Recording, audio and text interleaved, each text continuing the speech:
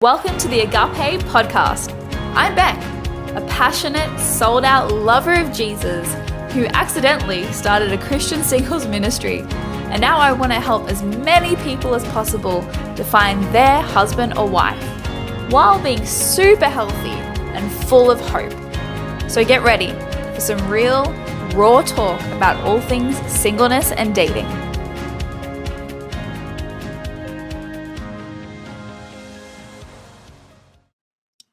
Hello. Welcome everybody to our latest podcast. I'm joined by my amazing husband, Nick. Hey, Nick. That's me. See how formal we're being? I'm like, hey, Nick. And then you say, that's me. No, you say hello. Hello. Yeah, we're super excited to talk to you guys today because this is the topic that, has been coming up for me for a little bit when I talk to singles, and they're just saying, you know what, I'm not meeting anybody new. It's something that, you know, I have even had, like, I've been coaching 2 girls recently, and it's something that's even come up for them. And we're going to talk about that in a little bit, but first we just wanted to give you guys a bit of a life update on what's been going on with us, because as you know, I feel like you guys are kind of living this married journey with us. We are about to hit 5 months married in how many days, babe? On Friday. On Friday. What's today? Yes, that is correct. No, that's not correct. Today's the 3rd. On Friday. 3rd, so Tuesday 3rd, Wednesday The 4th. Oh, yeah. Oh, yeah. And what's the date? The 6th. Okay. I didn't know it was Friday. I just knew it was the 6th. I knew it was 3 days away. So we're about to hit 5 months married. Still kind of crazy. A little bit messy at times. Literally had a fight tonight.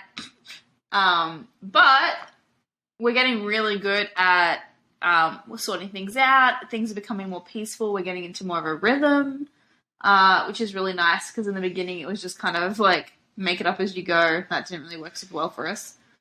So I think it's been more peaceful, wouldn't you say? Yeah. And we are having conflict less and less because we're learning each other, and when we do have conflict, we definitely sorting it out a lot quicker because we're learning how to do it better and how to communicate our hearts and our feelings and our desires in a much better way. So yeah, that's been something super fun.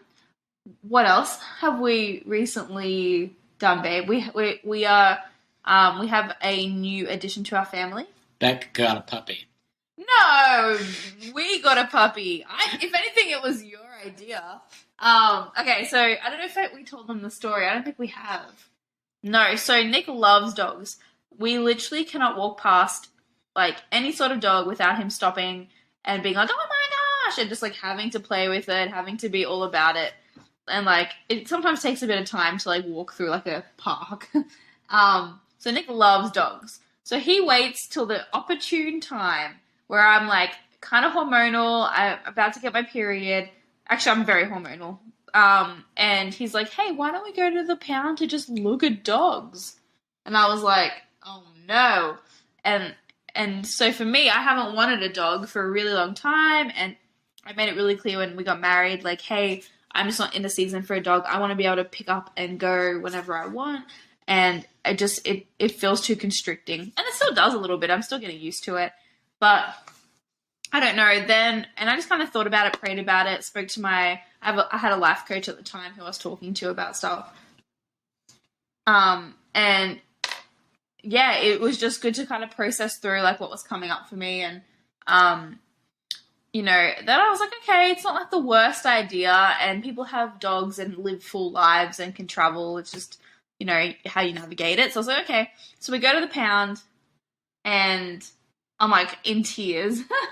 And I'm not like a really like emotional person, but I was like crying because I was like, all these dogs are so sad and no one wants them. And Nick's like, woohoo, this is so great. Weren't you? Sure. You were loving being in the pound. I just like playing with dogs. But Yeah. So we eventually, I found this one dog that I was like, oh, it's so fun, it's so cute. And I thought it was going to be great, and it was really docile. and they literally get it out of the cage, out of the it's like caged area, and it's like mental. And they're telling us how like we can't take it to the dog park because it doesn't do well with other dogs. It's been in fights. He literally like takes a dump right next to me. I'm like, oh, he's probably not quite the temperament we want. And then Nick turns to me. We literally looked at like 3 or 4 dogs by this point, and we were like, nah, none of these are a fit. Just didn't feel peace on it. And then Nick turns to me and says, what do you say? I think we should look at the puppy. And I was like, I don't know. Do we want a puppy? Like, he's just busy telling me how like erratic they can be, and I'm like, I don't know. Like, should we get a puppy? I was thinking like an older dog that's kind of on his last legs, a little bit more like calm. But yeah. Then I was like, okay. So we had this little puppy come in, and when I say little, he's humongous, and he's 4 months old, and he's probably the size of, I don't know. You say, because I don't know pounds and stuff. He's like 35 pounds. 35 pounds, and how tall is he, would you say? 2 feet. 2 feet. Yeah, he's big. He's like, and his feet are ginormous. And Nick's like, I don't think he's going to grow to be that big. I'm like, really? And everyone's like, no, I don't know, like maybe 50 pounds. I'm like, okay. And also, I don't really know how much 50 pounds is, so I'm thinking, that doesn't sound like that much. But then, so yeah, we fell in love. I just kind of prayed, and I just felt like, oh, this is really cool. Like, I like him, But then he was a puppy, so we couldn't pick him up for 2 weeks. He had to get his misters cut off, and and he had to get his puppy shots. So then we finally got him, but it was good because it gave me a bit of time to adjust to it, because I was like, still feeling like, do I really want a dog? I'm not so sure. And now he's my best friend. Now it's your dog. Now it's my dog. Now I'm like, Nick, out of my way. Like, even tonight I was out, and what was he doing, babe? Just sitting in his kennel, like being sad because you weren't. Oh, really? Yeah. Okay, you didn't describe it like that before. So yeah, we have this beautiful, cute little button little dog, and it has this like derpy ear where it like can't go up or to the side. It just goes on top of his little head, just one of his ears. Like, so he's walking around. He's got one ear down like normal, and the other one's just on his head. He's so funny, and he's such a good boy. He it's like been for, I think, for the first 3 days, he didn't quite get the pooing and peeing outside thing. And now he like goes to the door or waits till we take him out, and that's when he does his business. Like, he's so good. One time he even got out of his crate when we went home, and we came home, and he was just kind of waiting on the rug for us. He did nothing to the house. And then one time we were about a block, Nick was like a block away with him, and he got out of his collar. And Nick came to the door, like our front door, and he was just waiting, just waiting to be let in. So he's really good. I think God blessed us. Like, I was pretty scared, and I just kind of prayed, and I feel like the Lord really showed up. How do you? Oh, and we called him. Well, Nick wanted to call him Jack, and then I was like, what about Jack Jack? And so we called him Jack, or Jack for short. And how do you like him, babe? Oh, he's a good dog. Yeah. I'm happy he's part of our family. Sorry, guys, I'm tired. It's been a long day, and I'm doing this new...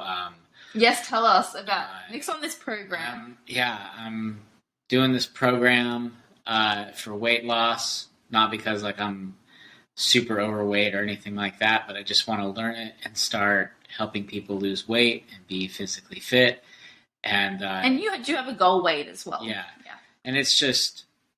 I'm in detox right now, so it's a little rough. Yeah, he's had a hard day. And by him having a hard day, I've had a hard day. It's been an interesting moment, but we got through it and it was fine. But yeah, if you ever have a husband or a wife or anyone going through detox, it's not like a super fun time. So got to give them a lot of grace. But we have had 2 days of like eating really clean, and Nick has been on a pretty strict diet.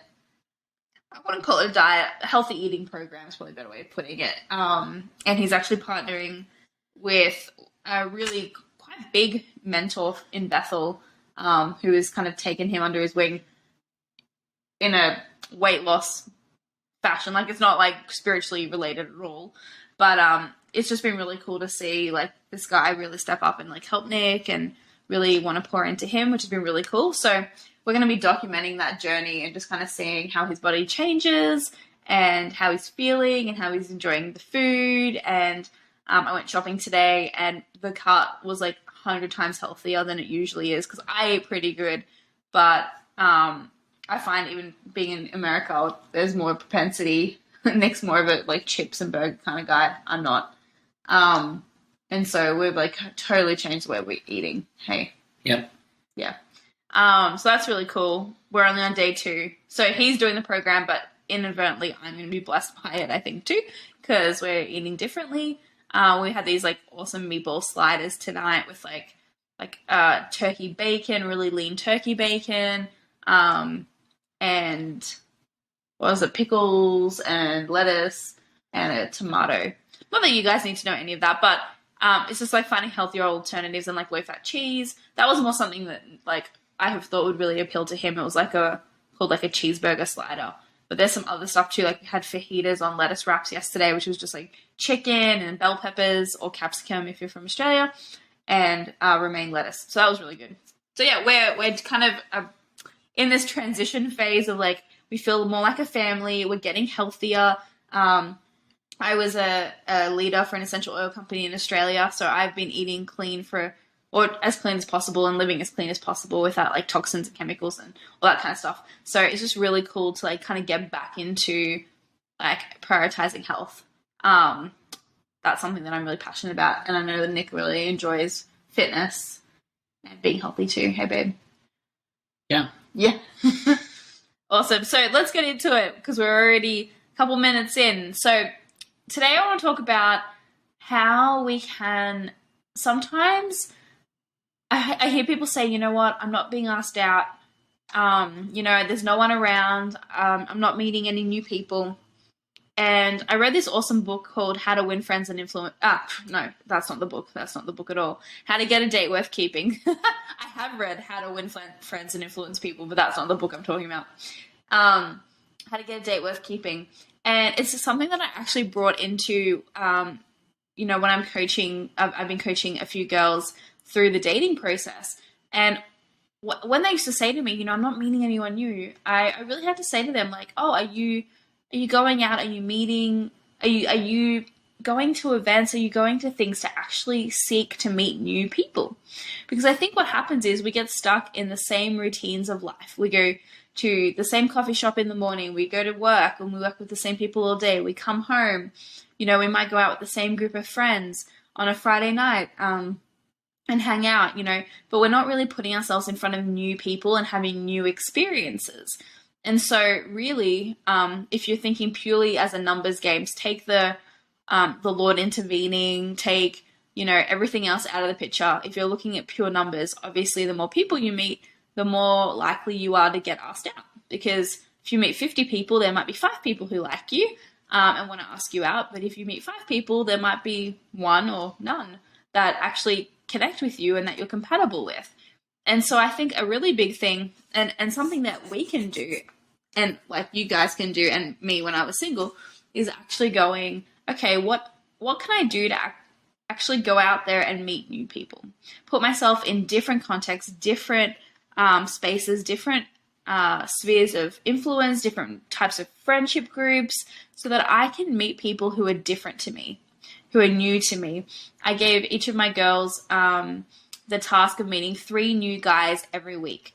And some of the criteria was that they had to have a conversation with them, and they had to be single. So they had to meet 3 single guys. They had to be single, and they had to have, enough of a conversation with them that the person would know how to contact them if they wanted to, and, know enough about them to know if they would want to date them. And at first that seemed like a really big challenge. But as we brainstormed, as they started to step out, which was really cool, every week, or pretty much every week, they were meeting at least 3 new men. And the really cool thing was they were starting to show and project availability. They were getting friendlier. They were getting more and more comfortable with speaking to the members of the opposite sex. And then something really crazy started to happen. They started getting asked out. They started, just having people approaching them, Christian and non-Christian, which had never happened to them before. A non-Christian guy coming up and saying, hey, you look really cute. Like, I'd like to get to know you. And obviously they didn't pursue that, but it's just like something was different in the spirit. There was an intentionality now that they were going out and actually showing, hey, I'm open and available, and I'm getting to know new people, and I'm putting myself in new situations. And so, you know, one of the girls is from a smaller town and was like, there's not really that many men. And we just challenged that. Okay, well, how about you go to this event or that event? You know, probably there aren't many in your everyday life, but what if you start to go to different things, go to different events, go to, you know, young adults groups that different churches host, just anything to just get to know new people. And that's not even necessarily just with the intention to find someone to date, but the more friendly you are, the more that you get out there, the more people you're going to meet, obviously. And they actually grew so much through the experience, and things really shifted in the spirit. So that's one thing that I really want to encourage you guys. If you're struggling with meeting people, start going to different places, start going to different things, start going to different events. When people post things in groups, maybe you're part of a Facebook group where it's local and people are posting gatherings and get-togethers. Go to those things. That's literally how Nick and I met. We were at a singles event and he showed up, and I would never have met him. Well, actually, I probably would have met you eventually, but Maybe not. Maybe. Who knows? Who knows? I hope I would have. It probably would have just delayed us getting together by a little bit. Maybe. The prophecy wouldn't have been fulfilled. Oh my gosh, listen to you. Yeah, Yes. I mean, I guess, so for me, sorry, like It sounds like you're going to say something like, so. I Long have, pause. I have like the biggest brain fog right now. Like, This is the best time. You guys are getting us really raw and really candid. yeah. So I mean, I just noticed for me that like all my friends were married, and it was just kind of a little boring. And I was complaining to a mentor of mine about it, and he was just listening to me complain and carry on, and he said, "Okay, I want you to get onto BSSM singles and meet new people." Well, That's a Facebook group that I was running at the time. yeah. Oh, I don't want to do that. I don't want to date. No, not to date, just to meet new people. And I did. And I just, I put myself out there, and I just said yes to a lot of things, and just tried new, different things that were out of my comfort zone. Yeah. Yeah. Yeah, we went whitewater not rafting, sorry. We went on a float, and actually Nick really annoyed me during the entire float. He kept coming up to us and like I don't know what you were doing, but every time it seemed like you pushed us into the trees. So we kept getting flung into the rapids, and he swore he wasn't doing it on purpose, but I was like, leave us alone! Who's this guy? But I was never in the trees. Yeah, because you propelled us into the trees, and all the sticks and stuff, it kind of hurt. Work smarter, not harder. Oh my gosh. And then he would just mosey on by and be like, hey guys, and we're fighting for our lives with these paddles trying to stay out of the bushes. So again, that wasn't a super great impression. I mean, we were kind of giving each other flack, but it was all in fun. But also I was like, leave us alone a little bit because this is annoying me.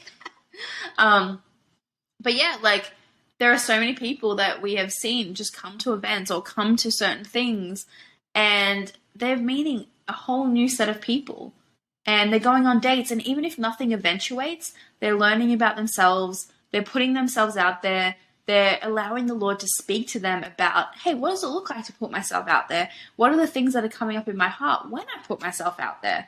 And actually God's just really in there in the midst of them dating and dating well. And so, yeah, I really would encourage anyone who's struggling with feeling like they want to date, but kind of looking around and going, well, who am I going to date? Start doing things. Start going to things. Yes, God can drop the person in your lap, but that is the 1 in a million story that people, I think, a lot of the time hold up as the rule, but I really think it's the exception. I don't think usually it happens that way. I think it happens a lot more organically, just people meeting people. And from what I've seen with these girls that I'm mentoring, like they're going on dates, you know, and they're getting to know people. One girl went on like 7 or 8 dates with one guy. I mean, they decided, you know what, not to progress further than that. But before that, she hadn't been on a date in so long, I think like 2 years. And just because she started to step out, she even asked a guy out for coffee. And he was like, yeah, absolutely. He loved the confidence that she had to approach him. And again, she's not pursuing him. She's not, you know, being kind of taking over the male role or whatever you want to say about that. She just thought, you know what? I would ask a girlfriend to coffee. It's not that big of a deal. It's low stakes. I, you know, want to just do this. And I feel like I'm really comfortable in myself and my identity that I can. And so she did. And he loved it. And they went to coffee. And, you know, it's just actually getting out there, I feel like, is the biggest thing, and going to things. I feel like I hear so many people complaining, especially in the groups that I'm running, to be honest, in one group in particular. I'm not meeting anyone, like, oh, there's no events, rah, rah, rah. But they're actually just not going to any. There are actually been a lot of events and a lot of things that we've been putting on.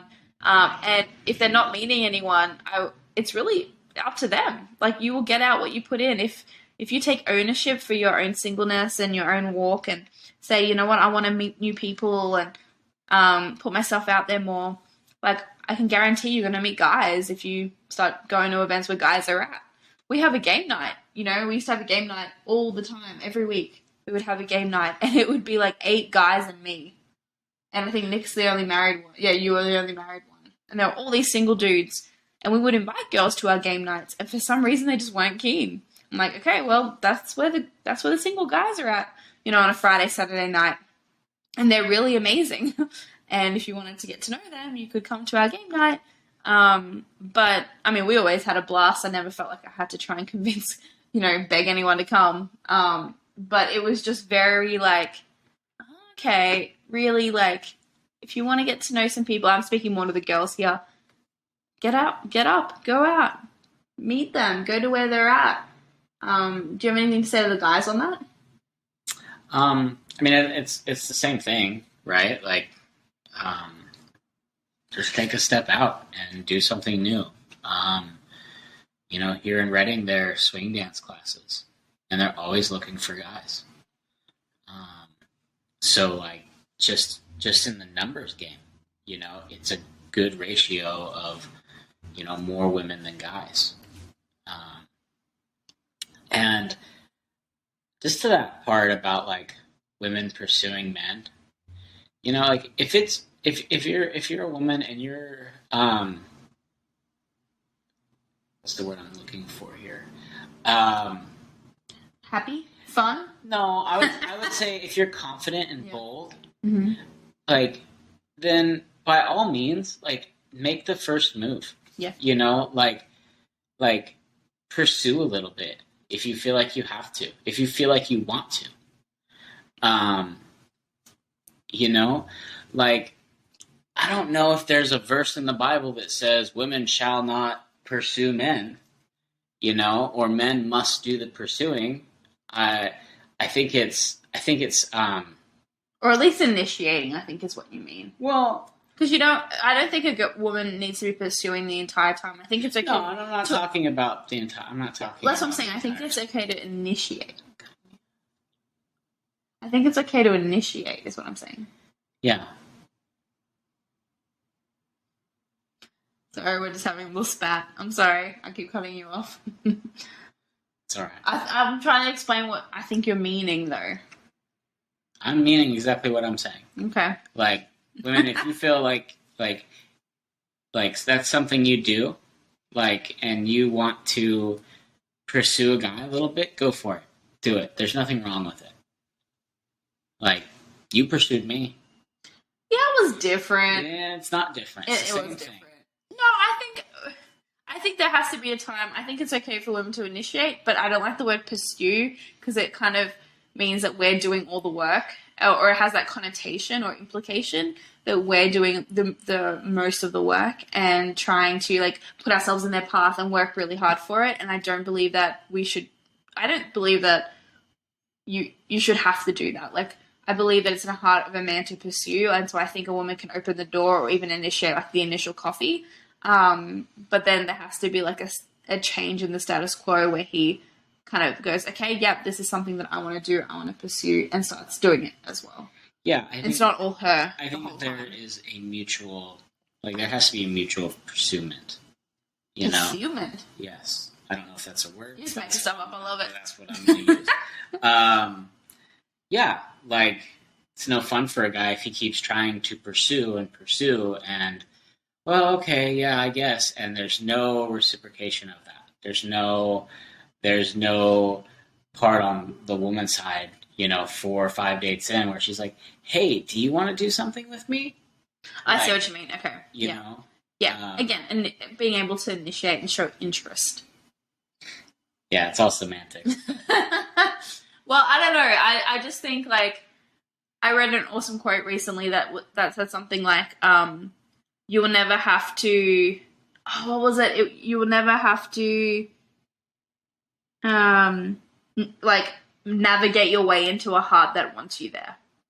So I think for me, I'm more on the side of like being a woman, being like, oh, kind of putting myself in guy's way, in a guy's way, trying to do lots of things to like get them to notice me, maybe even initiating the initial coffee. This was when I was younger, not so much before we got married. And then feeling I was doing like a lot of the work and they weren't that interested. And then I'm like, oh, there's a moment where like there's an acceptable amount that I think a girl can do, but then it's like, hey, if he likes you, he will pursue you, and if he's not pursuing you, he probably doesn't like you back, which kind of sucks, but it shouldn't be completely up to you to like keep this thing moving because he's not interested. And that's okay, because you'll find somebody who is interested and thinks you're amazing. And will want to pursue you. And it's the same for the guy as well. Like, it's the same for the guy. Like, if you're doing all the pursuing and you notice that, like, oh, wow, she's not really that engaged with me. Yeah. Like, it's the same for a single man. Yeah, so we still need to give them encouragement that, like, we're still interested, is what you're saying. Mm-hmm. Yeah. Or even, like, not even just that you're interested, like, that, like, you want to hang out. Right? Yeah. Like, there's nothing wrong with a woman engaging and saying, hey, do you want to go do this thing with me? Yeah. Do you want to go see a movie with me? Or do you want to go on a hike with me? Yeah. Like, it makes us feel special. Oh. And we like it. Oh, look at you, little softie. I think more than special, it makes us feel wanted. Mm. Yeah. Oh, you're so cute right now. I just want to smooch your face. We gotta keep this PG. Oh, just PG, not G. Oh. What takes it to PG from G? Your accent. If we make kissy noises to each other, that's PG. That's all back. Nick, stay off me. Oh, stop trying to tickle me. Okay, just kidding. He wasn't doing any of that. That's the great thing about like radio. You could just say anything. It reminds me of that episode of The Office where it was like, Dwight, stop taking off your pants. He's like, I'm not taking them off when he's being recorded. It's so funny. Anyway, digressing. So talking about the role of confidence in dating, because the more guys that I've spoken to, pretty much all of them, like I even surveyed like a bunch of dudes. I would say there was like 30 to 50 guys I've spoken to or surveyed. And they all list confidence as the key for attraction. Pretty much. Mm-hmm. Are you doubting that? You gave me a fun face. No, funny look. Listen. Okay. So, for me, I thought, wow, like, and they could even say, like, if there's two girls equal in attractiveness, equal in, just everything aesthetically, they kind of look the same. But one is confident, that actually will be the person that they will gravitate towards, because it seems like she knows who she is. She is confident in, bringing herself. She loves who she is. And so I think that was something that really captured me. And I wanted to talk about that confidence because I'm not saying arrogance. It's not like inflated ego or thinking better of yourself than everybody else, which is what I believe arrogance is. But actually knowing who you are and whose you are. And that was a really pivotal thing for me. I remember breaking up with a guy when I was like 17. I wasn't saved yet, but I wrote out a list and I kept it in a book. And it was like, I am fun. I am likable. And it was like all these affirmations. And that's before I even knew what affirmations were. But I had such a low self-esteem, such a low opinion of myself that I actually had to write them out and read them every day. And then even after I became a Christian, I started doing that because I was like, oh, I need to partner with God's truth over my life and for who I am and how he sees me.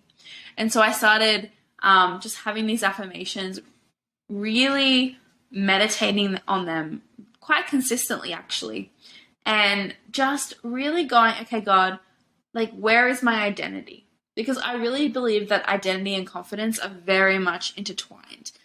If I were talking about true godly confidence. And so actually, for me, I became more confident the more I came into who God had created me to be. The more I understood my likes and dislikes, the more I understood the character that God had given me, the personality traits that he has given me, that they're not bad or, negative things. Like, there's some things that maybe not everybody loves, but it doesn't mean that they're bad. It just means that, hey, this is me. This is a part of who I am. And I'm talking about like if I'm loud, okay, if I'm outgoing, not everyone loves that, but really owning like, oh, this is how I've been created. And I'm a unique expression of the uniqueness of who Christ is, because I'm made in his image. And so what does it look like for me to come in the fullness of who I am? And as I started to walk more and more into that, I came in the fullness of who I am. And it made me a lot more confident. I started to develop more self-worth. I started to, before I used to just date anyone who was Christian. Anyone who said they were Christian. Gosh, that sounded really bad. Just anyone. No, not everyone, just anyone. But anyone who said that they were Christian, I was like, sweet. And then I was like, oh, actually, I think I can do better than this. As my self-worth started to grow, I started to realize who I was worth, what I was worth, and who was worth dating me. And I really started to just, really see the value in that and really see like how God had created me. And then my confidence just exponentially grew. And I think that was one thing that really helped me as well. Like when I was dating, getting asked out, I've shared before that I had a boyfriend that said like, oh, I saw that there was hope in you. I love that you were outgoing, or that you like approached. I think Nick said that. I love that you were outgoing. I love that you like approached me at one point. I wasn't like, and when I say confidence, I'm not even talking about outgoing, because people can be more introverted and still have a quiet confidence in like knowing who they are. So please don't take it to mean like you have to be outgoing. It's just how it manifests with me, because I'm an extroverted person. I'm more outgoing. But there's somebody like Nick as well, who's maybe a little bit less extroverted than me, but still is very confident in who he is, knows how he's been created, has identity from the Father, and can come in the fullness of that. And that is attractive, because it's like people are living in the health of who they are. And so, I don't know, babe, why do you think that men are attracted to confidence, or confidence in women specifically? Not that they'd be attracted to anything, but like, what is it? I think just in general, men attracted to women or women attracted to men, like confidence is just a very attractive thing. Or like, even if you see somebody at work and they're very confident in what they do, like you're attracted to that, like you're drawn to it. Or like if you see you see a mentor and you're like, oh, I would like to be like that person, and they're confident in who they are, they're confident in what they're doing. You're like, oh, I could actually learn from this person. Like, you're attracted to that. So just in general, but I think like the difference between like confidence and arrogance is like confidence is rooted in who you are and knowing your identity, and I think arrogance is just rooted in insecurity. Okay. Like we were at an event. Beck and I were at an event a couple weeks ago, and there was a guy walking around and just like talking to girls and trying to buy girls drinks, and he got shot down a couple times. And I like watched him, and it was kind of comical, and then it became sad. Yeah. But he was so like, he was arrogant. Yeah. Like one girl told him no, and he was like, all right, on to the next one. Oh, really? Yeah. Oh, I didn't hear that part. And like, but just the way he held himself, like, it was like too cool for school. Yeah, and it's like that's not attractive. Yeah. Like you being a douchebag isn't attractive. Yeah. Like, and that's the thing. Like, yeah, I haven't got to speak to this person. He came up to us and offered us drinks and stuff, and I was like, "Oh, I'm good, thanks." But there was just this air of I'm amazing, but not in like a sanctified way. Yeah. And very much like, okay, there's nothing in this for me. Bye. Like, this isn't fun anymore. Bye. I'm only in this to like pick up chicks kind of thing. And I don't know if he was saved or not. It wasn't a Christian event. I'm pretty sure I don't think he was. But like you were saying, just picking up on that difference was really like, we could just tell we were like, oh, didn't make us want to go over and like chat to this guy. Yeah. I mean, I have a friend, and when I first met him, I mean, great guy, loves the Lord. Had an ego and like very arrogant, and in the last 2 or 3 years of knowing him, like watching him drop the ego and become confident in himself, become like confident in the fact of like, hey, I can have all this stuff going on and all this hurt and all this pain, and like I'm still okay, you know, and I still know who I am. I don't have to hide behind something. I don't have to hide behind this facade to get you to like me, you know. And I think that that's what we do a lot in arrogance. Arrogance is just hiding behind something. It's hiding behind facade. Is a good word. The amount of money I make, the car I drive, the house. It's all status. Yeah. You know, arrogance comes with like status, and like, do we really care about those things? No. Like, do we really care? Like, do I really care if what this guy drives or what this girl's car is, or you know, where, you know, like if it's just trying to impress me? No, I don't. I don't care about any of that. I mean, and even if I'm gonna like choose a friend. No, I'm saying if a guy in a Ferrari rolled up and was trying to pick you up, you wouldn't be a little bit like tempted to get in. If I could drive it. If you could drive it. But like, yeah. But no, like, but then like, where does it go after that? Yeah. You know. Yeah, and so confidence is really key. And so, how can we grow in confidence? Well, I think we grow in confidence and vulnerability, and learning who we are. Mm-hmm, yeah.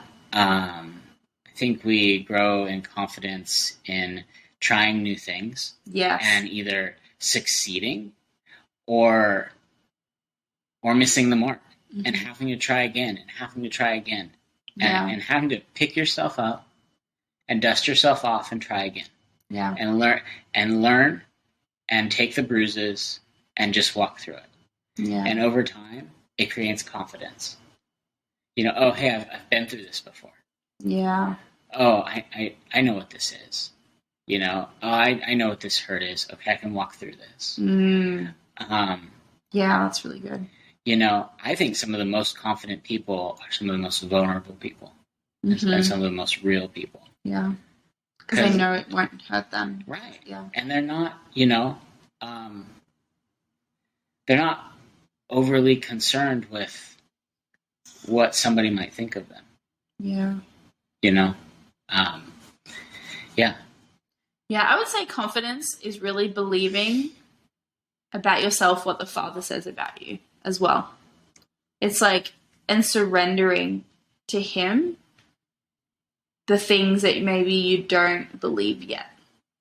I think the more I spoke, the more I had people speak life over me, and the more I was kind to myself and had grace for myself, like in moments of mistakes or hardship, or I did something wrong, or maybe I'm gaining weight or whatever, but I have grace for myself. Oh, I'm still valuable. I am still amazing. I think the biggest hit to my confidence that I ever had was I'd always had pretty good skin, and I had been on the pill basically for my skin, because I was like, I don't even want to get one pimple. I didn't have like acne or anything. I just didn't want to get pimples. Anyway, and in 2016, God told me like to go off it. And I totally believe that it was like medically, like just to protect me. And like I had to go through this massive detox because I'd been on it for like 10 years since before I was a Christian. And so I went off this, like this birth control pill. Can't remember what it's called. And I had a massive reaction for like a year and a half. My skin was like detoxing. I mean, I will never take it again. I'll never take anything like that again. I had rashes. I had rashes all over my neck. My face would burn and peel. I had cystic acne. I had everything go wrong with my skin. Like I never looked attractive. I don't believe for like a year and a half. I didn't look in a mirror for at least a year. It was so bad. I had to go through detox after detox after detox. I had to put so much stuff on my skin. I accidentally put lemon oil on my skin and I burnt it because I left it on for too long. My skin would break and weep on my chin. I had to almost tape up my face sometimes to go out in public. And there was 2 weeks where 1 week at a time I didn't leave the house. Now this was before quarantine. Now it doesn't seem that bad, but this was before quarantine was a thing. This was in 2017. And so I just couldn't. I was like, I feel so ugly. And so, but what really came out of that season was, okay, am I only as valuable as I look? Am I only as valuable as how people see me? Because I still had to live in the world. I still had to go to work and stuff. And what I realized is people still valued me. They didn't like me only because I looked a certain way, but I actually have a personality. I had a heart. God started speaking to me about, hey, you're actually amazing. I love you. I love that you're quirky. I love that you're outgoing. I love that you're fun. You have so much more to offer than just the way that you look. And so I became really confident in like my personality and just like, okay, I'm going to let you, Lord, meet me in these places of vulnerability right now because I feel like I have nothing to offer because I don't look very attractive. And actually allowing the Lord to work on that in my heart was massive. And then I got a confidence on the outside too. That season ended, praise Jesus. And I have no scarring either. And people look at photos from back then, where I literally had my whole face taped up, or I showed, like, you could see the acne that I had. And they're like, it's crazy you don't have scarring. I just used some really incredible oils that repaired my skin. But I really, grew in confidence in the outward as well. And so my biggest prayer, and I'm not 100% amazing at it yet, but it's like, oh, Lord, no matter how I look, no matter what my weight is, let me always be just very satisfied in my body and how you created me. Because, I don't want to be comparing myself to people on the screen or in a magazine, because that's not, for one, it's not real. And as much as we can know that in our head, it's really hard to know in our hearts when we're like, oh, I don't measure up, I'm not as pretty as this, or I'm not as attractive or skinny or whatever. But I want to, no matter what I look like, to just be really, really like content and to feel amazing. And I really believe that only comes from the Lord. And so I feel like there's a quiet confidence in embracing who you are that people find very attractive. And you're not doing it so that people find you attractive, but you will love yourself so much more. If there's parts of you that you don't necessarily like, I would start by taking them to the Lord.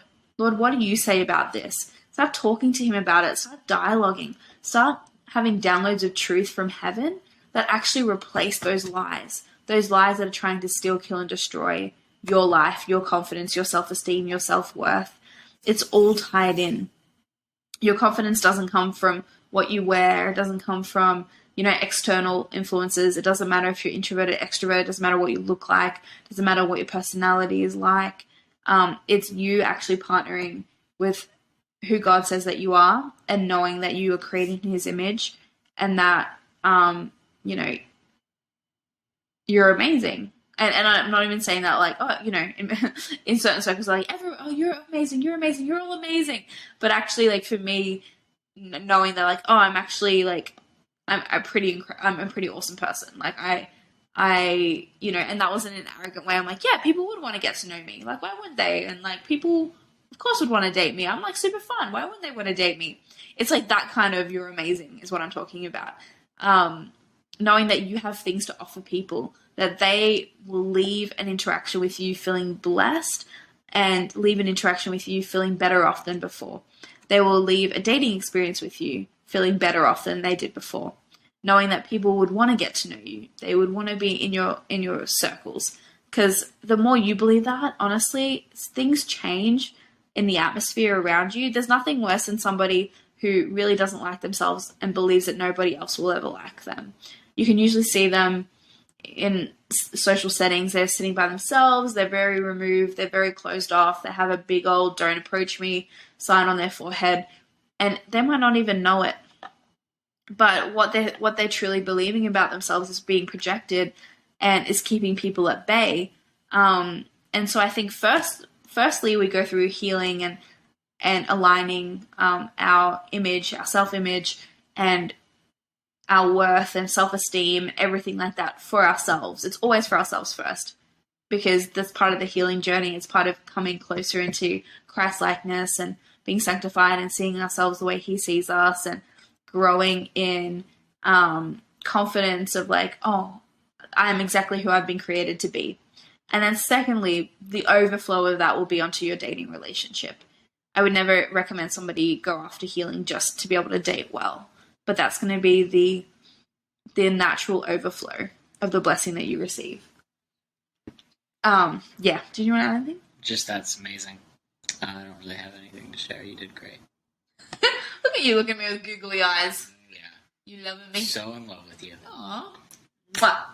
Now it's PG-13. That was PG-13. We just smooched. And by smooch, I mean pecked. With tongue. No, it wasn't with tongue. Yeah, so I feel like I really felt the Lord on that last bit especially. I feel like maybe it took all episode to get to that point of what He was doing. And so, yeah, how about we just pray over everybody listening? We just pray that confidence. Yeah, go for it, babe. You know? No, you're in. This is all you. All right, Lord, I thank you for each person that's listening. Lord, I pray that you will realign their identity, that you will speak to them about areas in their lives where they have not believed the truth of who you say that they are. Lord, I pray that you will just love them and comfort them and guide them as they come into the confidence of knowing whose they are and who they are. I pray for self-love to increase. Lord, I call forth just the loving yourself movement. I don't know if that's a thing, but we're going to make it a thing with every person that's listening, Lord. Father, I pray for identities to be just so solidified in the foundation of who you are. And I thank you that you created us all unique. You created us each in your image and likeness, and that we are each a unique representation of your nature and character. And so, Father, I pray for self-love, love of who you've created us to be to increase, and the confidence to know that there is no flaw in us that you've put there, Lord, that you did not make a mistake in us. And I ask all of this in Jesus' name. Amen. Amen. Come on. Come on. Awesome. Well, guys, I hope you have a blessed day. Thank you for sticking with us this far into the episode. Yeah. Because it was a bit of a mess in the middle there, but we stuck the landing, I think. Awesome. We love you guys. Have an awesome day. Bye. All right.